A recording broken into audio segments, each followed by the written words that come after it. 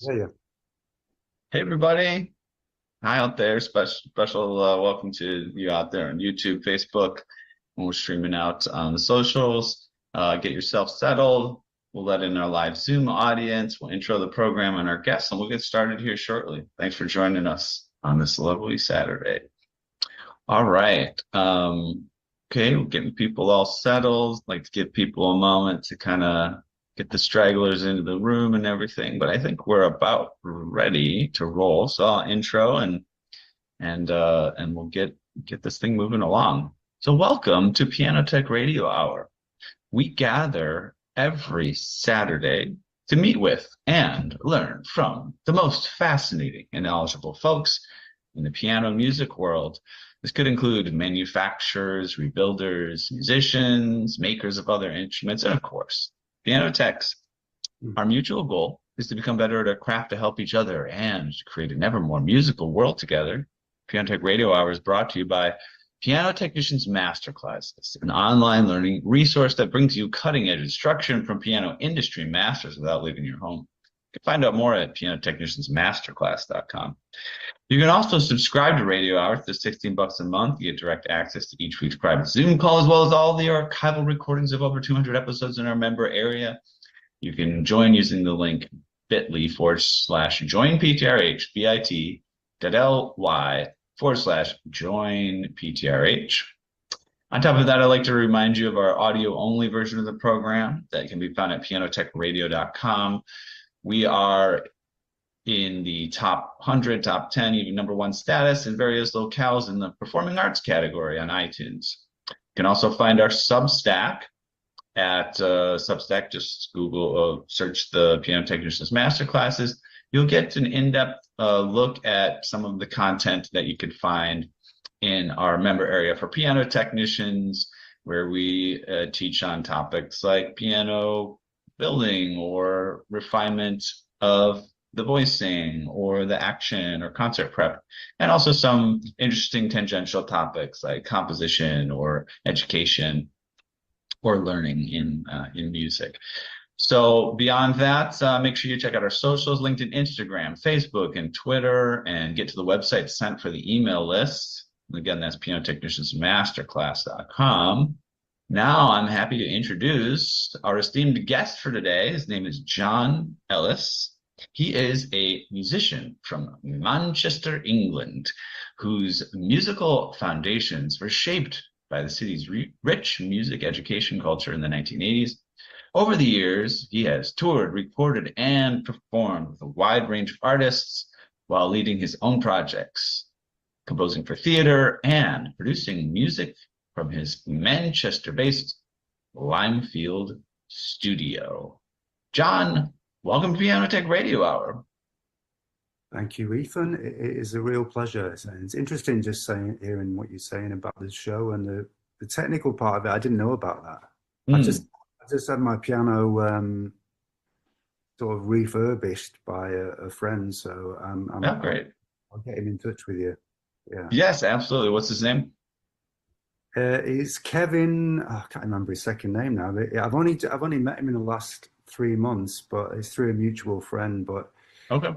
he saw my piano and then he he started the second time he came and my friend who's like the sort of studio caretaker, he came in and he'd already pulled out the insides of the piano and she was terrified. She was thinking that, who is this guy? Um, I'd already given him the go ahead to have a look inside it, but he's done quite a lot of work. He's refurbished a lot, much the technical side of it. I don't really.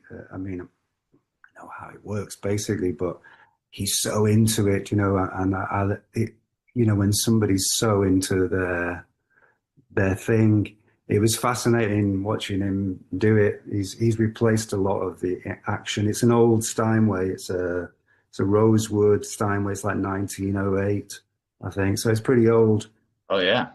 but it's got a lot of. It's still sounding good, and it's before piano started they started making them more uniform, so it's got a character of its own. But the action was pretty terrible. That was a problem with it. it was just not very even, you know. So for anybody that was a real piano player, it wasn't really bringing the best out of them. Do you know what I mean? It Mm, wasn't bringing the best out of me. It wasn't my favorite piano for years, right. even though it was the one that I had in the studio, and it sounded good, and I learned how to use it to make good sounds on recordings, but it wasn't very it wasn't a great partner, you know. Wasn't bringing much to the table. It wasn't very much to the table though. I mean, apart from the sound, you know, the sound is always good, but yeah, you know, in the end, I think it's become like almost a bit of a different instrument now, so it's taken a while to get used to it. But I think I would approach it more almost like playing a dulcimer or something. Do you know what I Mm, mean? hmm. In the harmonics going, and it made me play in a different way. Actually, I think Oh yeah. so. It's been interesting, but that was like about 25 years I had it like that Wow. before, just because it was such a big thing to, and a lot most of the time I couldn't afford to get it fixed. Hmm. But Kev has done it for, you know, a reasonable rate, you know, That's which great. I won't disclose here for his sake. Yeah. Less than 1 million. Let's just say, let's say that. Yeah. Yeah, don't need to disclose any values there. No. But yeah, the story is it's interesting, you know, I've been at it since the 2000s, early 2000s, you know, just tuning pianos and stuff. And of course I grew up in the 80s and had my 80s was about a good time for pianos, to be honest, and piano tuners. And, you know, there was this kind of like a boom cycle going on economically and you know, there were electronic instruments, but they weren't good replicators of the piano. But I do remember when I was a youngster, we moved into this house that had a spinet piano in it, spinet or a small upright. Yeah. And I remember my mom got it tuned, and at the time, I went and was playing it, and I was like, I don't think this was tuned, you know, or like this isn't because, and I had played like, you know, just at a friend's house. Like we had some friends of the family. Dad was like a doctor. They had like two Steinways or something like, and I was like, yeah, no, this didn't get tuned. And she's like, yeah, it did. You know, like this is all it has. This is all it has in it. Tune it at least once a year. Yeah, that kind of stuff. Yeah. But as a technician, I found it interesting. I feel like right now, historically, there's quite a few people who don't even understand that a piano technician exists, you know, a piano tuner exists, or maybe even acoustic pianos. They may not even have a sense of that. Um, and it's actually quite fun to go to a client's house and just start, you know, like your friend Kevin is doing, and just start picking things apart, and they go, "Oh, okay." Like I didn't know that. So it's kind of like the opposite experience I had. You know, I had a piano, somebody came, they worked on it, and I was disappointed with what came out the other side. Yeah. But I think these days people just assume whatever they have is what they have, and you can't necessarily make a transformation. So that's No. great that you're having that experience. It's always like car mechanics as well. That's what I find. Is like the last guy always says, "Oh, the guy before this, he's done a terrible job." You know what I mean? And then the new guy, the Oh new yeah. I really try not to do that. I just consider that really bad form. Even if the guy before me did a bad job, I just try not to say anything. You know, I'll just say somebody, oh, something happened here, you know. yeah, But yeah, that is common too. That is common too. Well, it's part of why we educate. That's what we do. We do some education in the industry. So it's, you know, I think there's a lot. I used to kind of have a bad taste in my mouth for people who did a poor job, of course. You know, why wouldn't you? But at the same time, I feel like I think there's people out there that are working on instruments and they just don't know how to get better or do what they need to do to take to the next level. So that's why I appreciate being part of the educational, you know, yeah, resources. People can yeah. have a route to getting better.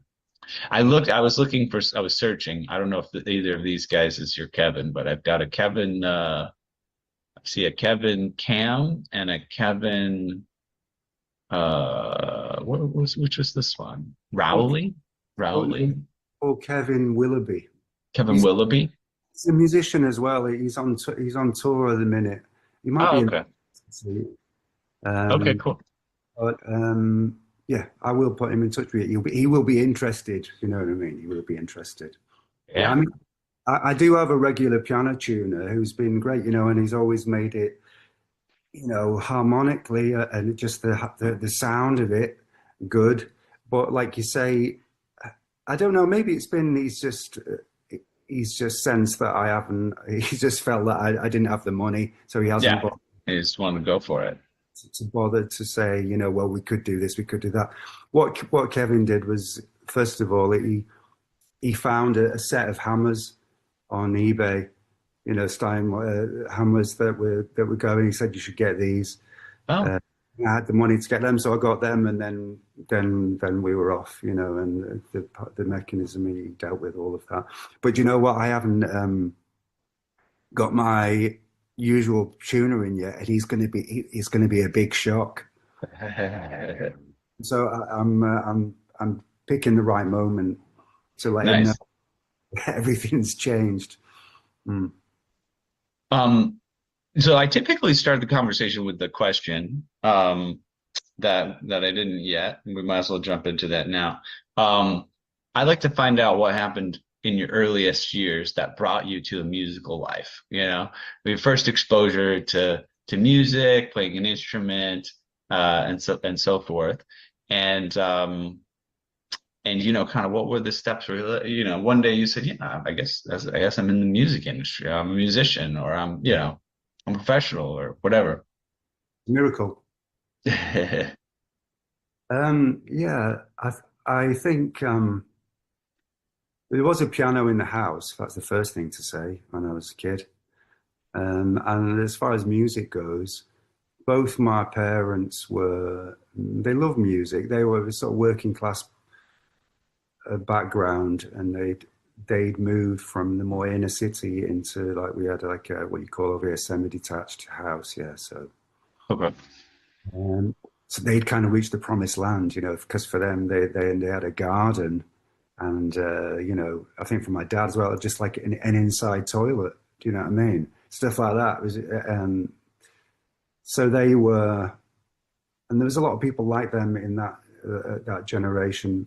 But one thing, which is, again, it's of its time, was that I remember, like, on Sunday afternoon, often they would not be watching a screen, not be watching it. We did have a TV, although it was black and white for quite a long time. But on Sunday afternoon, they would sit down, and listen to records. So there's me, my sister, and them two just sat on the sofa and just feeling their enthusiasm for music. And it was pretty diverse. They liked a lot of, like, Frank Sinatra. That was kind of era. My mum was a little bit younger, so she was a bit more like some sort of 60s stuff, a little bit of Beatles and all that kind of stuff. But my dad was about 6, 7 years older, so his generation were all like Frank Sinatra and a bit of jazz, So he liked, yeah, he played the Louis Armstrong stuff. His Fats Waller, Fats Waller. I remember that a lot. That was one of my favorites because there's just so much fun in it. If we're Right. talking about piano, so much life, and I still say that. I still say, like on YouTube, Fats Waller's still one of the funkiest people, even though he's been dead for, like, God knows how many decades. Mm. Just a sense of rhythm and fun for a Yeah. kid, especially Hmm. the chatty bits, the talking bits. He was a funny guy. So that enthusiasm that my parents had, I think that was kind of infectious, and I I got piano lessons. They got me piano lessons. They did push me a little bit, which I appreciate, that thing of, oh, I don't want to do that. Or just, just, can't we just do this instead? Or, And no, you're going to sit down and just practice a bit, do your scales, got lessons. And I think, especially with the piano, I always say that I think the scales and the arpeggios, especially the arpeggios, maybe there is a real value to that. I think, especially with the piano, because of sort of getting to know the geography of, I would say that's one way of calling it, the geography of the instrument. You know, Mhm. every key is different because you've got this combination of black and white keys, you know. So that has always been useful to draw on. Yeah, that was a good Mm. bedrock. And Yeah. but then I got more into just I was playing the clarinet as well. The music education in Manchester at that time was really good. You know, everything was free, and there was like Saturday morning ensembles, and orchestras you're playing. I remember the first time I got in it was a wind orchestra, so it's like an orchestra without strings, and just the sound playing together in this ensemble. The first time I went, I must have been pretty good because they sent me there first of all. It was like, this kid's okay. You'll get him in the orchestra. But I remember the first time, the first piece that we finished, and I would, what a buzz! I was so high, and I couldn't believe that everybody wasn't just like, you Yeah. know, Yeah. and then the guy at the front is just like tap tap tap, and then on the next piece, you know what I mean, so chilled, and I was just feeling this thing inside, So I think that is definitely a big thing that I've been chasing. You could say Mm. that, because as a performer, in that sense, I did. I have always appreciated that thing of being able to get in touch with something and really move people and communicate with it.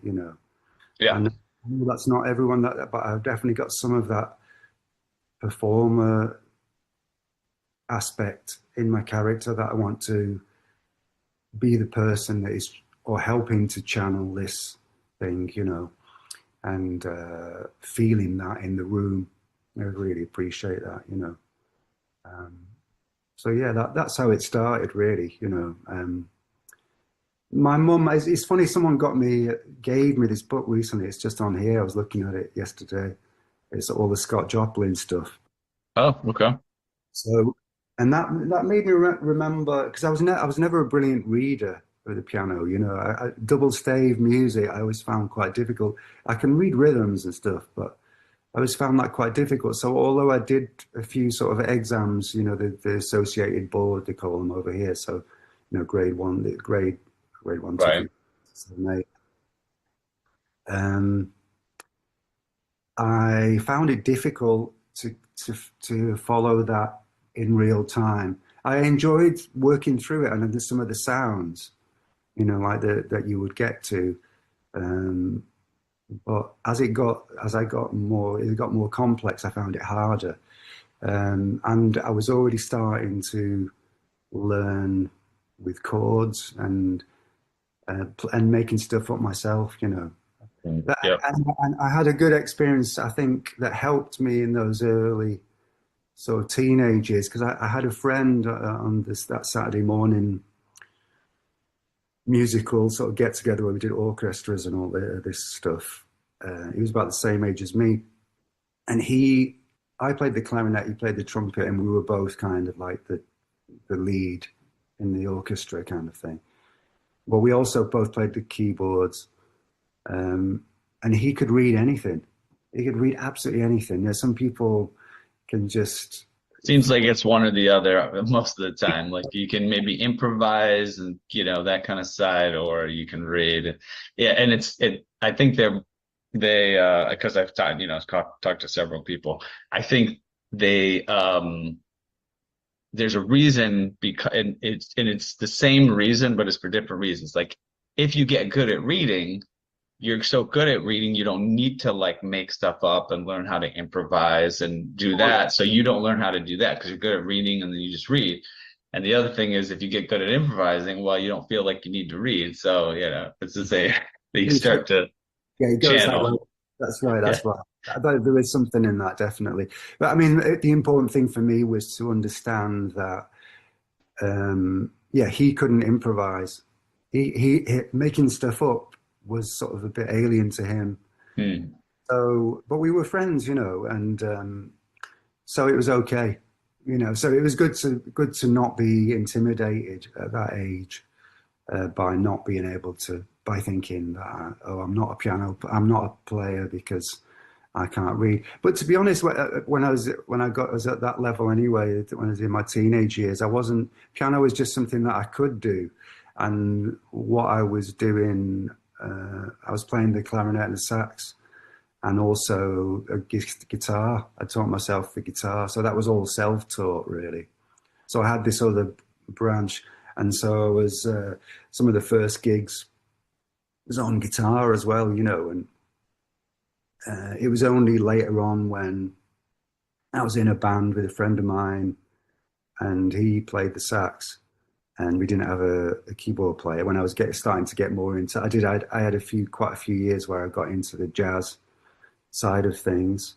Yeah, we didn't have a keyboard player, we didn't have a pianist. So I ended up doing it and then that got me into it more and more, yeah.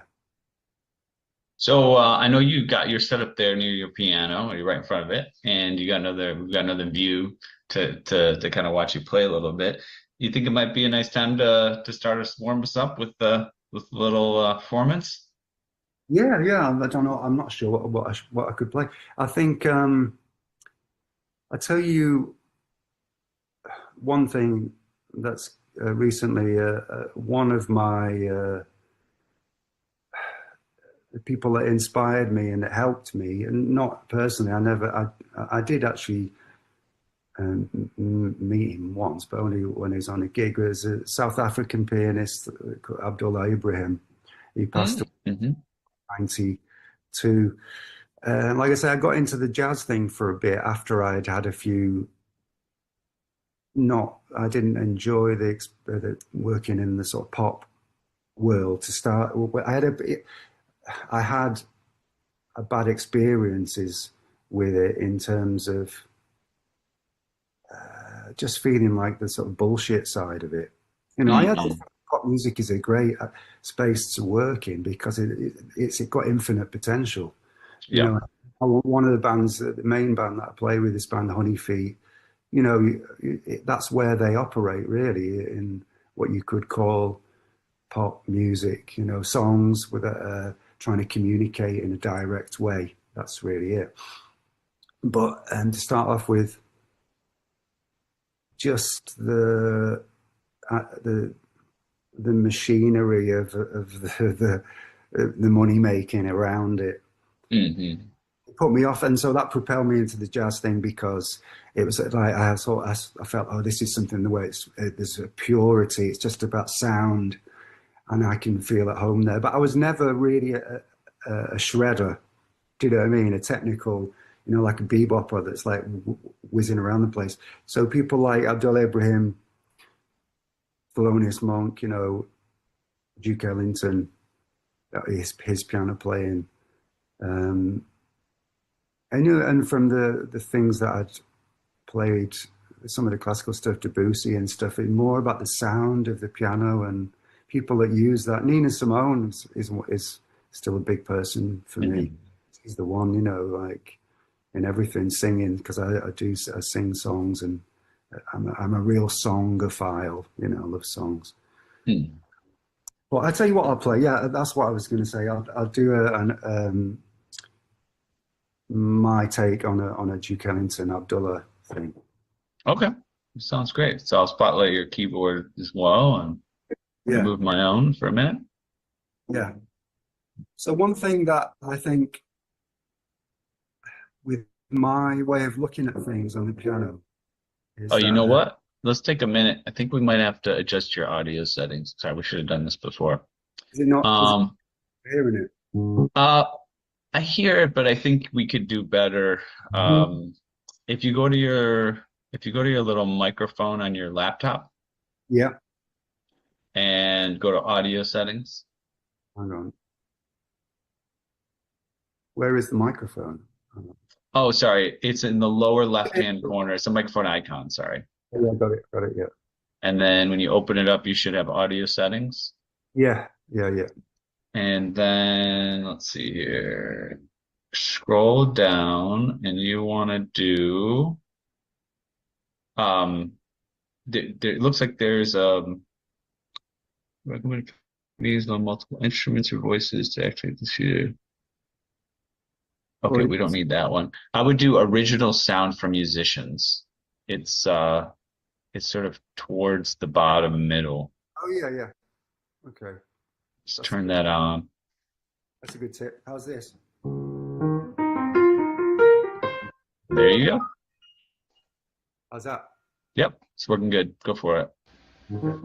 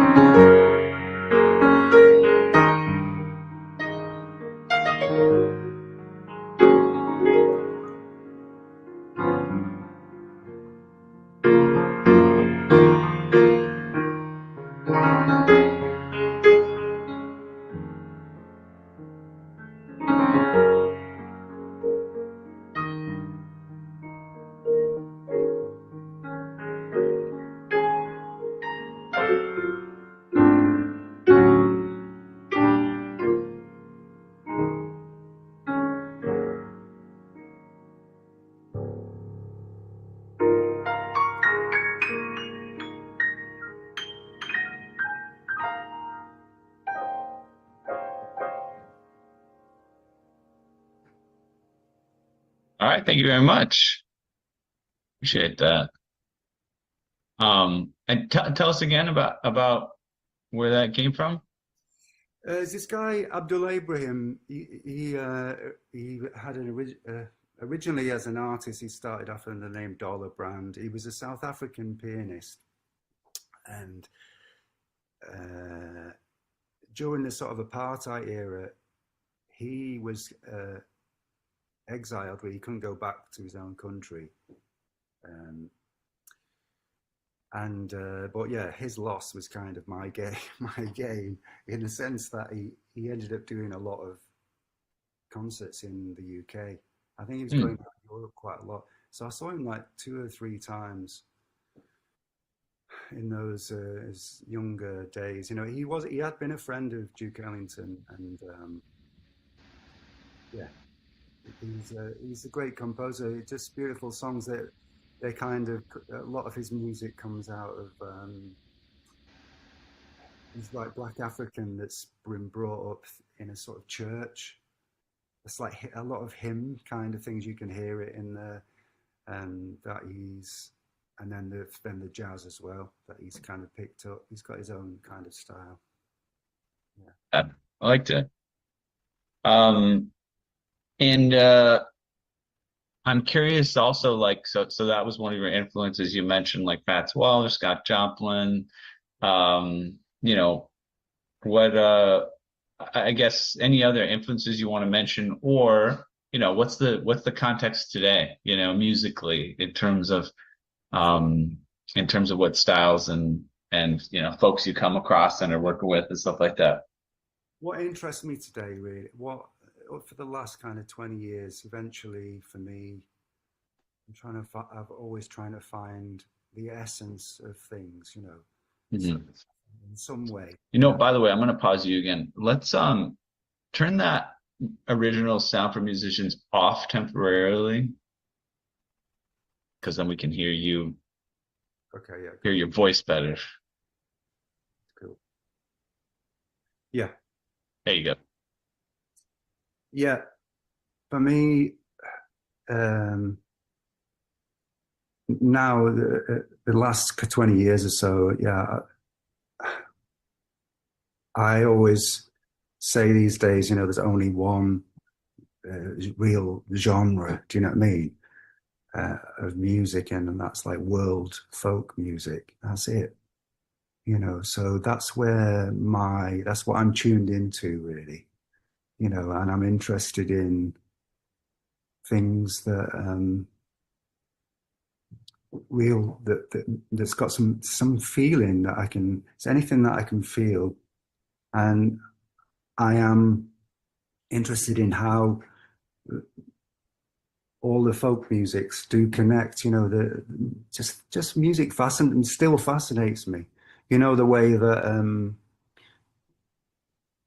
if you when you get into folk music from around the world, the different scales that different bits of land seem to emanate these kind of scales. The first one that people get into is like the Spanish, like the flamenco stuff.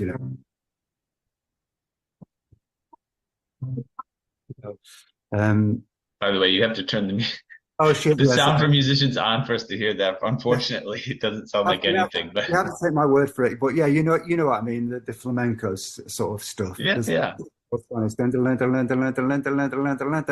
Yep, yep, that's yeah, exactly what's in my imagination. exactly, yeah, exactly. That was the first thing that I was aware of. But then, as I got older, I got into these places. Like the last 20 years, I got into a lot of stuff from Mali. Like the kora music. Mhm. That's got a few different modes, if you want to, people for a technical way of talking about it, bunches of notes, really. Then there's like the stuff from Ethiopia, like there's a lot of stuff went round my friends, or this stuff that was recorded in the 60s and 70s in Ethiopia, Ethiopic. Oh yeah. Yeah. And they've got their own scale, like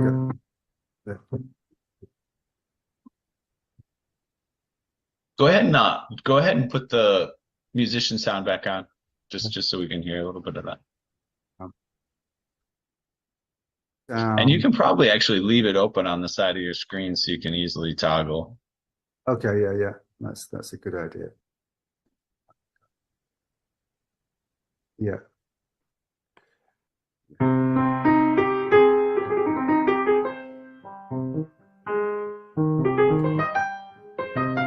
Sorry, not that one.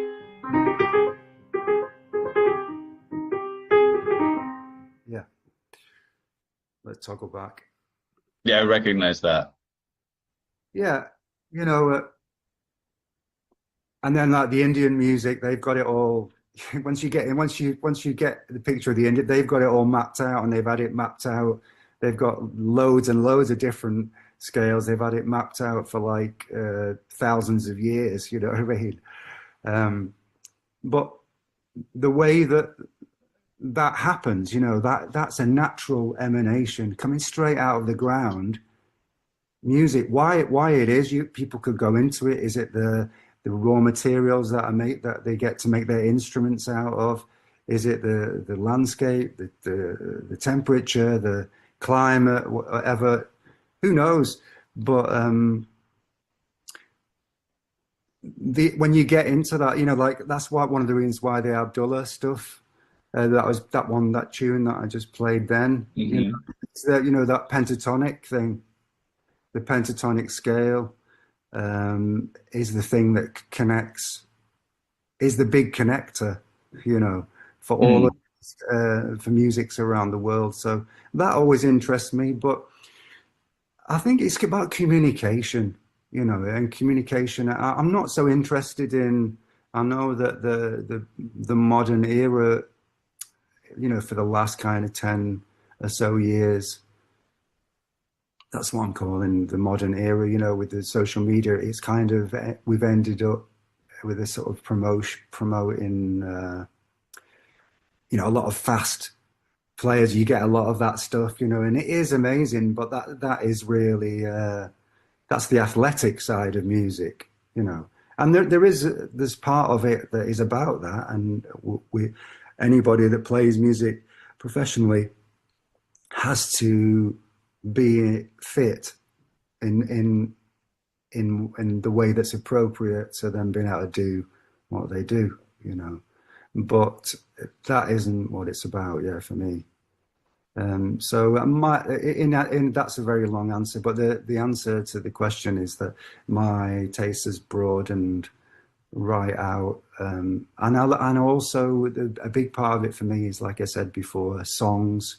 I'm a real song lover, you know, and so even when it's in a different language that I don't understand, there's something about the connection between the words and the music. Um, that it isn't a poem, it's something else, and that fascinates me as well, you know. And I'm not the only one. I know that, you know, that was really Bob Dylan's thing. I think, as I recently saw that biopic, and anyone who's read his book, he is really a songophile, you know. I mean, that's what made him really. He just absorbed all these songs, as many as he could, um, and then through that, you get to they become part of you. They be mm, it's forms that they're alive. You know, they're across through time and all of that. You know, it's pretty cosmic in that way, and that aspect of music I'm fascinated by simply because it never dies and never will die. It stretches everywhere at the same time. You know, as Little Richard used to say. mm, mhm, mhm. Yeah, Yeah, I've been getting into quantum quantum mechanics lately. Uh, and and you know, people do that. People get into quantum mechanics and they really just get into meditation. That's one thing that people do, right? It's not the same thing. But and there is kind of a woo-woo expression of this, you know, that yeah, everything's at vibrations, right? Everything's vibrations. But in a fundamental capacity, this is very true. That's the fundamental the fundamental particles, you know, are all have these we call them it's not exactly like musical vibrations, of course, but they're oscillatory. They're function. They're wave. They call them wave functions. You yeah, know, so there's frequencies and oscillations, and it's at the root of everything in many ways. yeah. Um, I think would you care? a lot of musicians. Um, I think especially the ones that do improvise, actually, um, they have they do have some experiential knowledge of that sort of stuff. Do you know what I mean? They can't. No, they're not always that interested intellectually to be able to talk about it in the words. Although I am, you know, like you, I have soaked up a lot of, you know, stuff about that. But Mhm. even the ones there are plenty that aren't that interested in reading or watching a podcast about it, but they experientially know it. You know, Mhm. there's something about that thing where everything is the potentialities of a gig where of an improvised gig, yeah, Mhm. Mhm. and the way it, Um, you know, the way it affects people in the room, you know. Would you care to play something else? Yeah. Um, well, I'll tell you what. I'll just see what happens. Yeah, yeah, yeah. Do a little, you like a little improv? Yeah. Yeah. Let me just get the chat settings again. Very good. Original sound for musicians. Done. Yeah.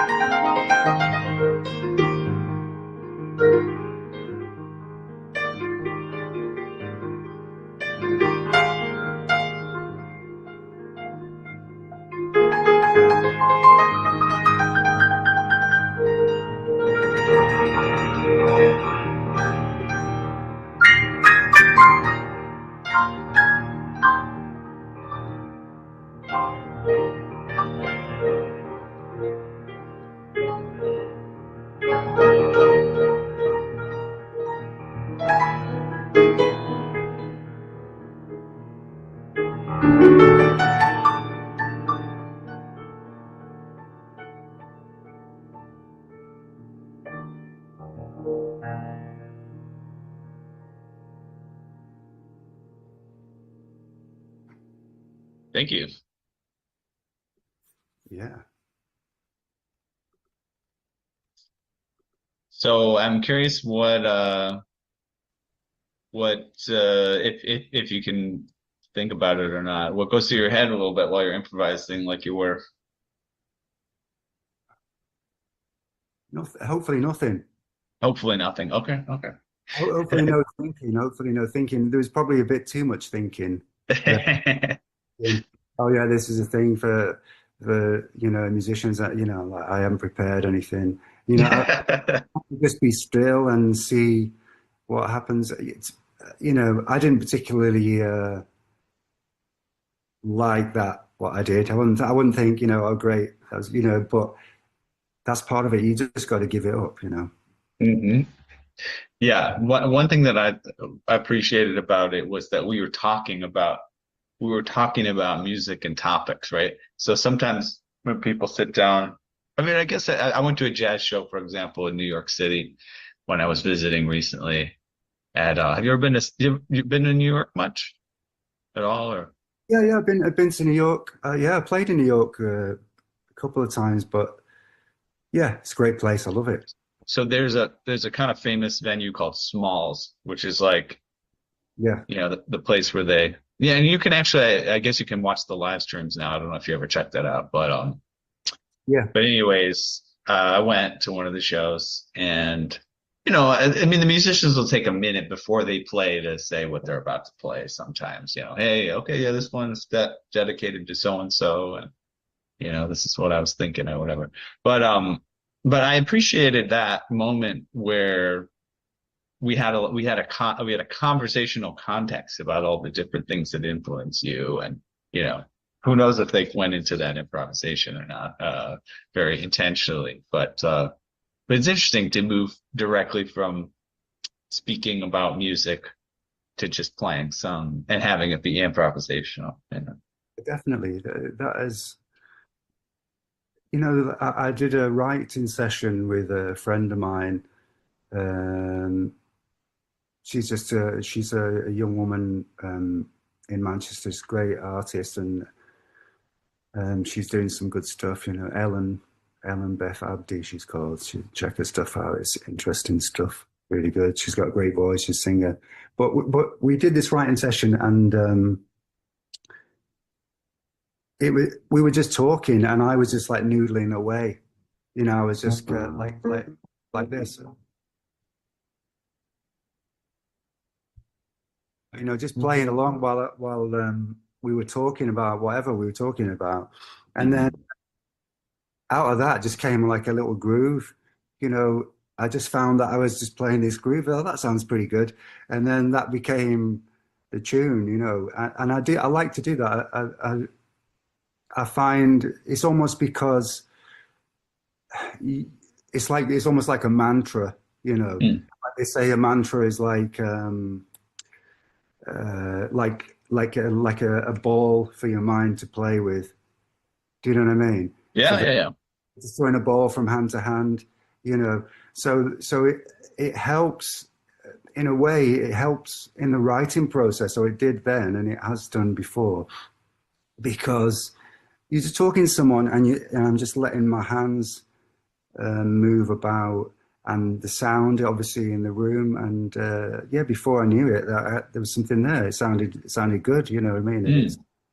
um, yeah, I love that. I mean, obviously, to be able to do that, um, I always say, you know, like with the piano, it's like finger dancing. You know what I Sure. mean? So, you know, if you're trying to get some facility on any instrument, there's an element of that. You know, so like a dancer, they learn, you know, or you don't even need to learn steps. You just your body if you're a natural, you know, your Hmm. body does certain motions and certain movements, and you develop a sort of lexicon of movement, if you like, as a Yeah. dancer.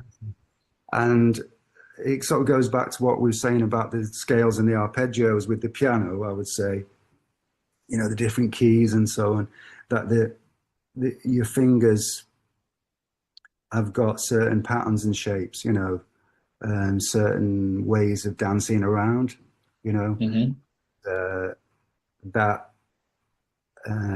to let them go free and do it as they please. So if I'm having a conversation with Mm. someone playing at the same time, then it's like a mantra. This is creating a mantra effect for Hmm. so the music can just happen, you know. Yeah. Yeah, it's interesting. It's almost as if your hands have your hands get connected to your ears and you're not, having a role in it, right? Yeah, totally. I mean, I do think the piano is a special instrument. You know, one thing I think about the piano is that, which is different to some instruments, a lot of instruments, is that it's got this visual aspect to it. You know, because Mm. like if you're playing a saxophone or even a guitar, you know, um, the piano is very, you're looking at the keys, and you know, I mean, a lot of the time I'm not looking at the keys, but especially when you're maybe working things out, or when you're starting off as well as a kid, when you're formulating and understanding, it's very geometric, isn't it? You know, it's straight lines, but it's got this black and white note pattern on it. Mm. I mean, I remember, you know, in talking about inspiration, there's a Herbie Hancock's first album is a shot.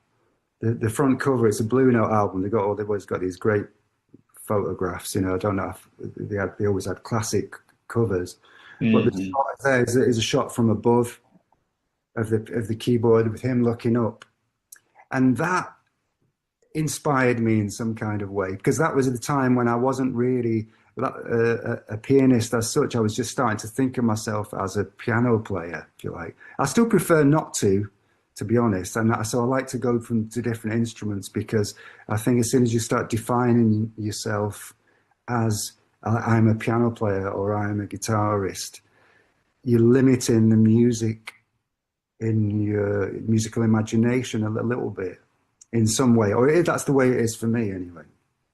I still prefer to think of myself as a musician, you know, if you like, rather Mm. than a pianist or a piano player. But that aspect of the piano, that picture was as inspiring as like some of the great albums that I used to listen to, you know. It's funny. I don't know if have you ever seen that there's a biopic that came out about 3 years ago, maybe, about Morricone. That's it. You got it. That's it. That's it. Mhm. There was a biopic that came out about, Morricone, the composer that. Is he the one that did do do do do do Yeah, he did that. do Yeah, do do? but he also did the music for the Once Upon a Time in America, which is an incredible film, one of my favorite films, epic film. And the music for that, the Pogues used it for Once Upon a Time in what's it called? A Fairy Tale in New York. You know, the Christmas song. You have to put the musician sound on for me to hear Sound. that. Yeah, this.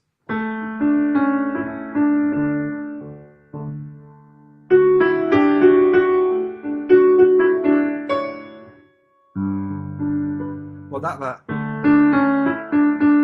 Mhm. that's Fairy Tale in New York, right? Okay, okay. Yeah, I'll swap it back. Hang on. Yeah, but in the point, what I was going to say was in this Morricone film, it was just a documentary. We just went into his house like this, where he's doing his music. He was. I think it was like a year before he passed away. But when he was talking about writing some of these great melody, he didn't think he was a great melody writer, which was the first insane thing that I heard on that. Because his melodies are so strong and the things that people remember about him. But what he said was, um, when he was starting to think about a melody for a film or whatever, the way he would do it, 9 times out of 10, he would stand over the piano. He would stand above the piano and look at the keyboard, and then sort of see shapes and patterns before he actually touched the keyboard and played it. Do you know what I mean? Hmm. So it's that aspect of the piano, and the thing is, I understood completely what he meant about that. Because of that Herbie picture and the Yeah, just what that the piano keyboard meant for me. yeah. I don't. You might know about this actually, but I've been. If anybody out there is interested, or can tell me if anything's been made, but I'm really. I think I would love to see like some kind of documentary about the development of the piano keyboard. Oh, yeah. Just the development of those black and white keyboards. I know it wasn't always black and white, and sometimes it was the other way around and stuff. Right. But what an incredible thing! I mean, the humans have created some choice things, in our time on Earth. Some of them not so good, Mm. some of them very destructive, and so on.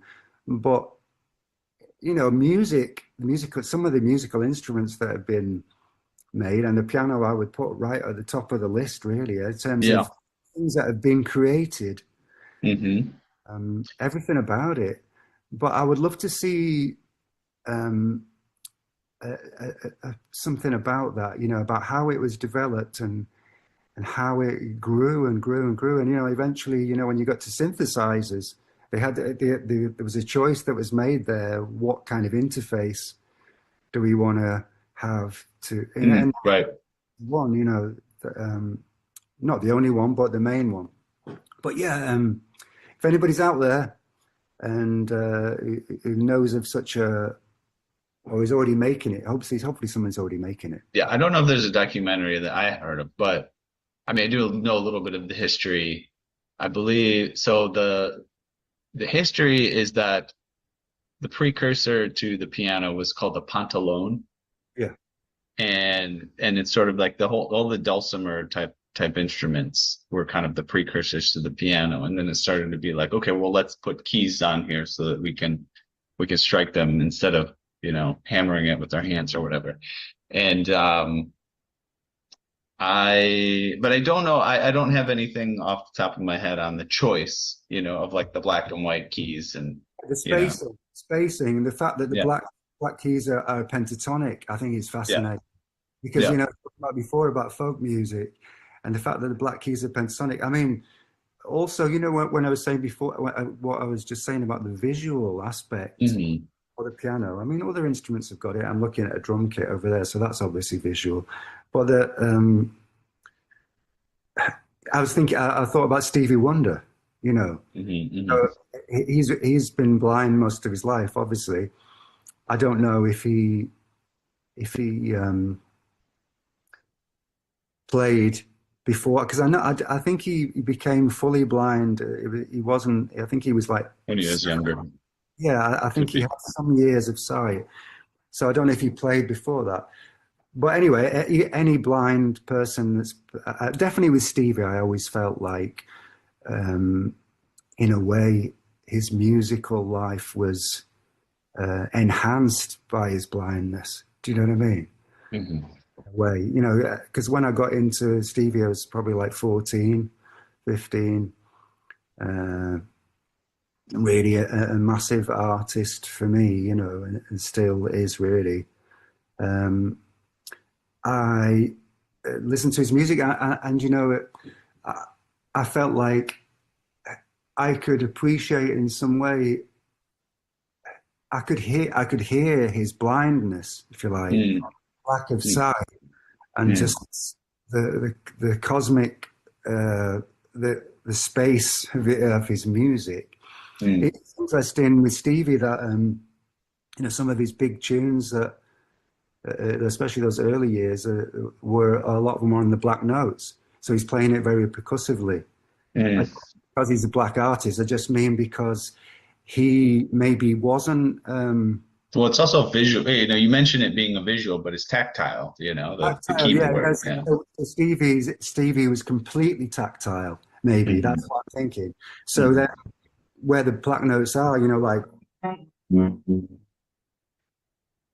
You got to put the sound on audio, the sound for musicians on to hear oh yeah, sorry, I'll do that. Sorry. it. But yeah, this is a Is that yeah, well, higher I'm ground, super persistent? High superstition, ground. superstition and higher ground are Yeah, all on the black keys, on right? the black keys. Okay. Let me just do it. Hang on. Here we go.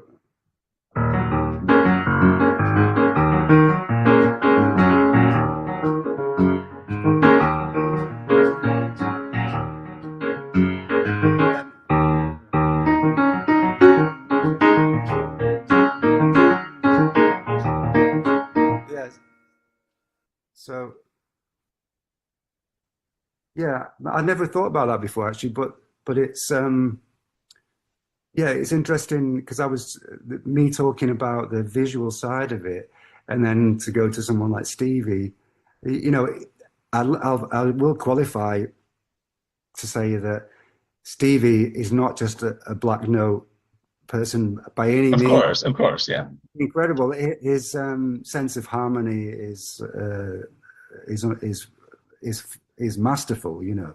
But nevertheless, the way that he approached it in that tactile way was unique. For those songs that he did. There's more. There's a few others as well that are all in E flat minor.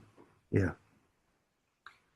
yeah. Um, okay, so now I think just I had an idea here and I'm just gonna go for it here.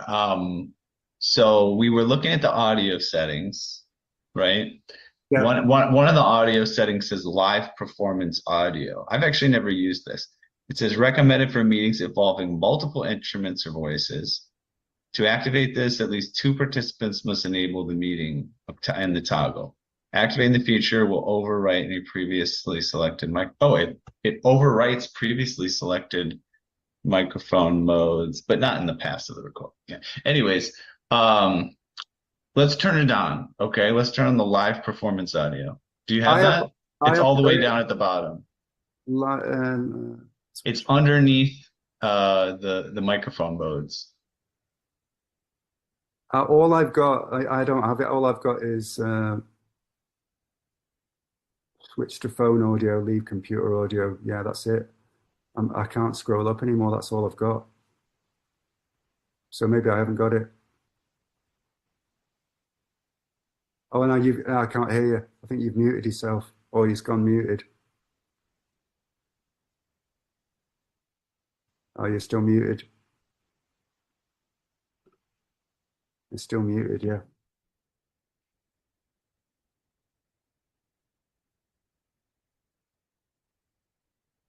Yeah, yeah, still off, still muted. How about now?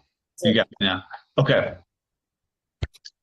So go to your little microphone, hit the menu, Yeah, and then click on audio settings at the very bottom. it just goes off then. Try it one more time. Hit audio settings at the very bottom.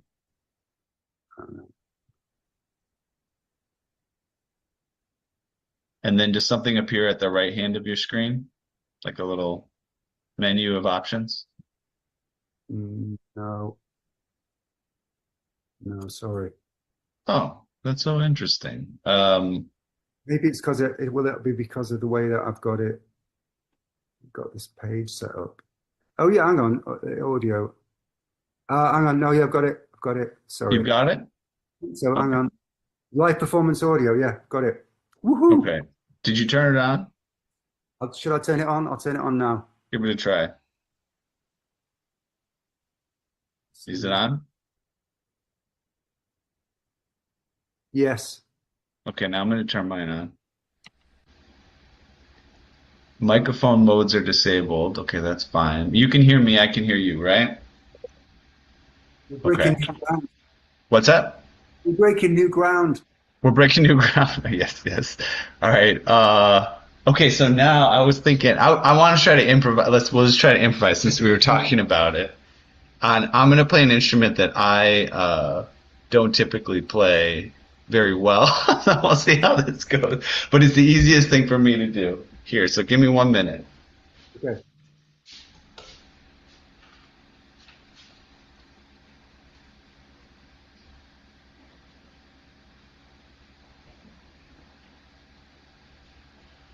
All right, here I got a cello here. All right. Hello. So the question is, let's see here. Let's see a little bit better. Can you hear it? Yeah, I can hear it. So one of the things that my son's learning cello, and I'm just learning along with him. But I've been noticing that about the cello. Any instrument you play will give you new musical ideas, right? Yeah. And different musical ideas sound better on different instruments, right? Yeah.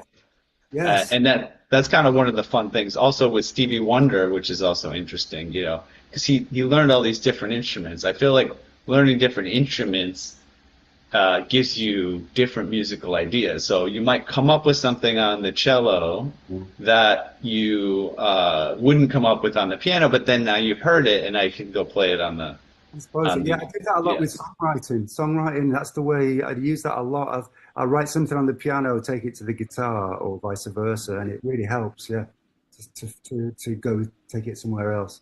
One thing I like about the cello, and this is on the bass too, you can pluck it, right? Just like a bass. You Yeah, yeah, can play those tenths, yeah, yeah, right? That's a C and an E, I think. yeah. Now, are you playing? I can Yeah. hear you or not? Yeah. Play something. Play like a chord. Oh no, I can't hear you. That's not fair. I wonder why not. Hang on. Is it? Do I have to click something? All right. Oh no. Okay, I think I hear it now. Play it, play it. You hear it?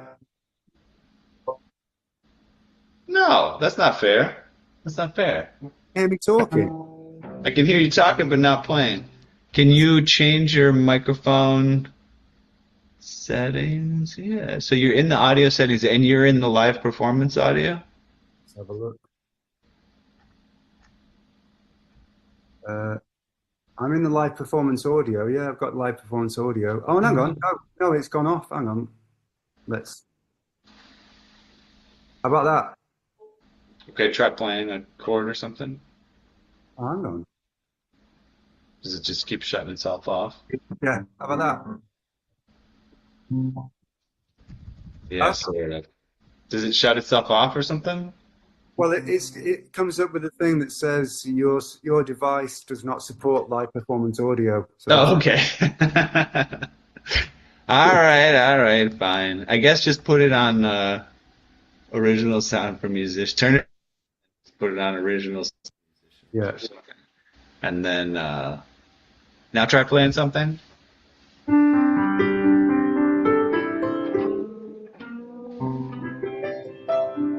Can you hear me? Yeah, yeah. Okay. Yeah, Play a C. Yeah, yeah. not bad.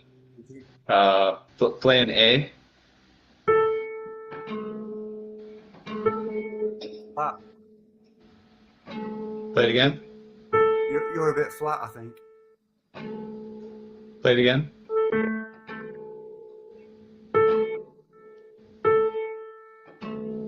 That's all right. That's all right. We have a piano tuner over here. Oh, yeah, that's okay. Keep That's fine. playing it. Play it one more time.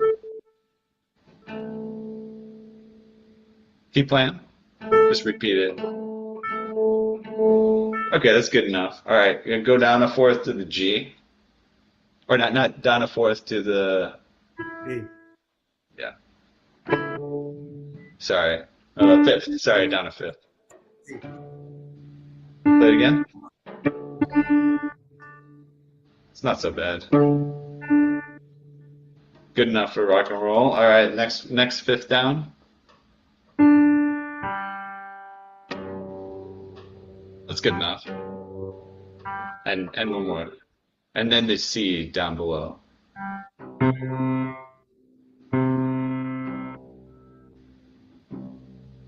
That's all right. It's all right. It's good enough. Play a C major chord.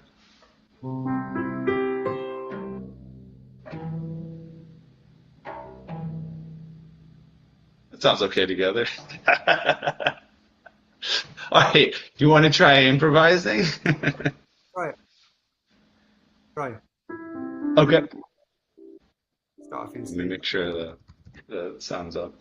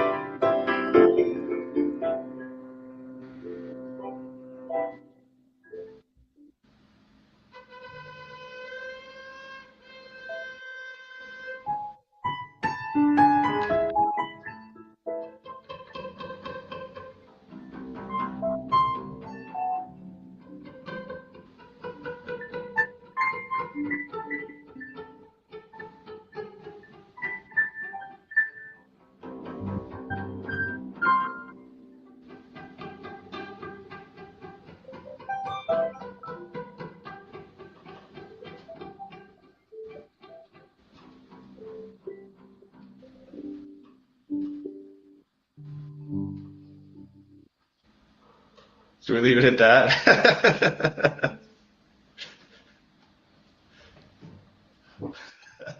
I think considering the circumstances, that went pretty well. I agree. And I had to put my ear right to the Yeah, me too. I could hardly hear what you were doing. my bald head. It sits really well in the screen. The yeah, the cello works all right for C major, which is nice because that coincides with the piano. Uh, Cello, cello's a beautiful instrument. yeah. Yeah, because it's got that. It's a stomach range instrument, I call it. You know, the frequencies. You know, Hmm. it's yeah, it's really good, really beautiful sound. But yeah, that's this. You started off in C, and you know that's when I was talking about being tuned into the folk music thing. I guess that's these days. I'm always looking for the for where the drone is. Do you know what I mean? In whatever Hmm. music, and Mm, it can shift and move about. But where is the fundamental hmm. in whatever music is? And that could be anything. You know, it could be some like so-called classical or anything like that. You know. Yeah. Yeah, I mean the cello and the bass, especially with the bow, are nice for that Yeah. drone kind of Yeah. sound, right? Yeah. No, that's it. I mean, it's cello's a nicer instrument to play on your own in the house than scraping away on a violin. Hmm. You know what I Yeah, mean? I'm really enjoying it. Yeah, so How old is your kid? How oh, old he's is 8. He's 8 years old. Right. So there's nothing better, I think, for a kid than like you know, really striving to be better than your dad. When he, Yes. Yes. that's a great incentive he's got there already. You know, I was like that. My dad took up the clarinet. I think he only took it up so that well, that's what happened anyway. You know, I was just Hmm.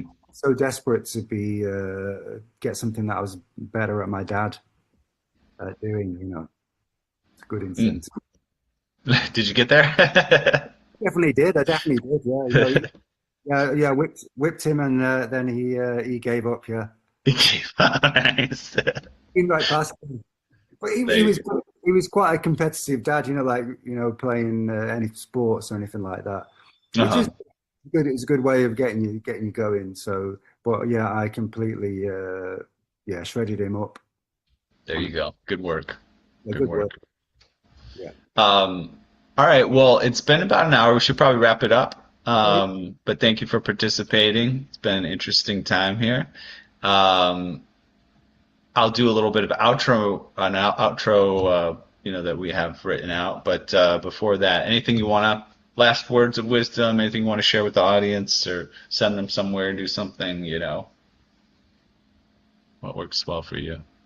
I think you know just what we do. You know, music and a shout out to all of the you know, like I say, you know. I've become more aware recent years of the people that are taking care of the instruments as well, you know. Hmm. Uh, but yeah, if anybody wants to find my music, I am. I mean, we've only got talked a little bit, but I am probably way too diverse for my own financial good, you know. Hmm. But a lot of my work, I put it up on Bandcamp, so I have like a label account there for the studio because I work with other people as well making records and stuff. So that's on Bandcamp, the Bandcamp platform, bandcamp.com, and it's called Limefield. That's my studio account, and you'll find my work is on there with a lot of other artists Hmm. put it here. And there's like a YouTube. It's got stuff on YouTube with the band that I do where I'm singing stuff. And also Honey Feet is a band that is my buddies that I'm touring around, uh, well, the world with really. Yeah, you know, the great band with my friend Rena Connolly and all the lads. And so, yeah, check them out as well. Okay, great. All right, I'll send us out here as we typically do. We have reached the end of another exciting journey here at Piano Tech Radio Hour. And of course, thank you to John Ellis for joining us today. As always, we're brought to you by Piano Technicians Masterclasses, cutting edge instruction from piano industry masters without leaving your home.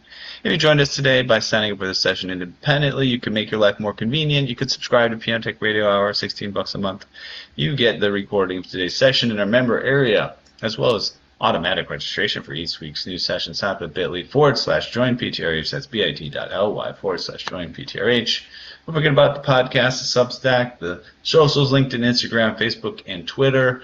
And sign up for our email list at pianotechniciansmasterclass.com with just your name and email. All right, folks, thanks for joining us again, and we'll see you again next week.